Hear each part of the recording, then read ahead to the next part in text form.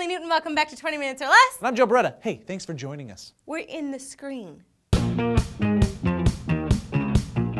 Joe, what would you do if you were alone on an island with no cell phone coverage and a broken foot? I don't know. I'd probably take the opportunity to enjoy some much-deserved me time. I'd finish that book I started reading 5 years ago and never finished. I'd sleep for like 34 hours straight at least. And then I'd eventually fashion a giant help sign out of some rocks and sticks, maybe some crabs. I don't know, eventually, when I'm done doing the thing that I want to do. Okay, well, already better than an unidentified Canadian tourist who was camping alone on a remote Norwegian island of Hillesoy. He decided smoke signals would be the best method of being rescued after falling and breaking his foot. I mean, sure, that's a good idea too. You could do that. I mean, some local shrimp boat captain probably saw the smoke billowing into the air and they found the maroon Canadian and they fell in love and they got wed shortly after. Now they have 2 kids and a poodle named Oscar. The end. No, Joe, that's wrong. After 3 days of being stranded and no cell phone reception, he lit a fire which burned out of control. Then it took 2 Army helicopters and around 20 firefighters to squash the blaze the next morning. See, he did get rescued. It works. There's a happy ending to this story after all. Joe, he lit the island on fire and it took 2 Army helicopters and 20 firefighters the whole day to stop it. Yeah, it's called teamwork, and the firefighters took care of it because it's their job, and the dude is okay. He was airlifted to a hospital and treated for moderate injuries. It sucks that he started a nearly uncontrollable fire on a remote island, but the guy is lucky that they found him. Okay, fine, I'll give you that. But it's still not okay. Yoram Bouge, who headed the police rescue operation, said it's illegal to start this kind of fire, but in this case, the police aren't going to take any action. Good. I mean, if anything, this story just teaches us that if we're ever stranded and need help, starting a fire is okay, as long as you're careful not to light it near highly flammable dry brush. You know what this is? It's a great opportunity for me to present Joe Beretta's survival tips. Survival tip number 1, don't go camping alone on a remote island. That's it, that's all my tips. Oh, okay. Cool. Bouge also stated he lay there for 3 days waiting to be discovered, but on the 3rd day he realized that he had to do something for himself. Also, the island of Hillesoy has a population of about 800, so this really could have been a big problem had the firefighters not gotten there in time. Wait, what? There's 800 people on the island? Why did he need to start a fire then? Why didn't he just be like, hey, my foot is broken, help!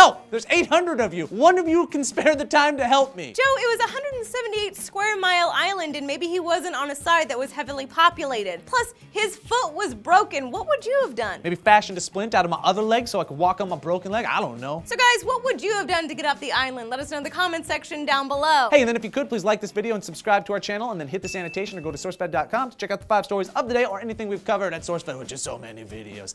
I am Joe Beretta. And I'm Lee Newton. If you were stranded on an island, what's the one thing you would bring? Mascara. Typical.